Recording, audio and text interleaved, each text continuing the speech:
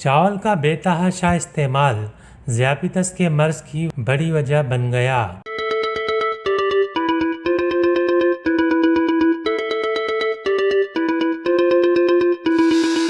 ماہرین امراض ذیابیطس نے کہا ہے کہ اب وقت آ گیا ہے کہ پاکستان میں کھائے جانے والے کھانوں کو یکسر تبدیل کر دیا جائے، کیونکہ چاول کا بے تحاشا استعمال خاص طور پر بریانی کی صورت میں ذیابیطس کے مرض کی ایک بڑی وجہ بن گیا ہے۔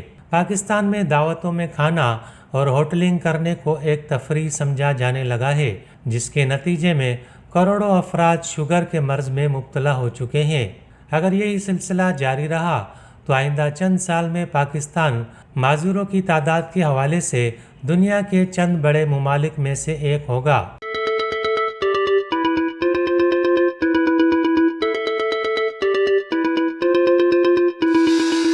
ان خیالات کا اظہار ماہرین امراض ذیابیطس نے بدھ کے روز مقامی ہوٹل میں ڈسکورنگ ڈائبٹیز نامی پروجیکٹ کے افتتاحی تقریب سے خطاب کرتے ہوئے کیا۔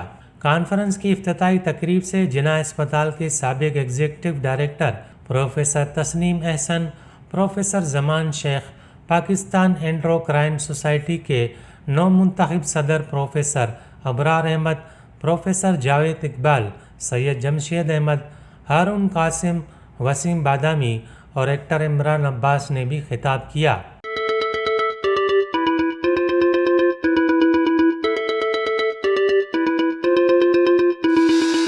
پروفیسر تسنیم احسن کا اس موقع پر کہنا تھا کہ پاکستان میں اس وقت جو کچھ بھی کھایا جا رہا ہے وہ سب غلط ہے۔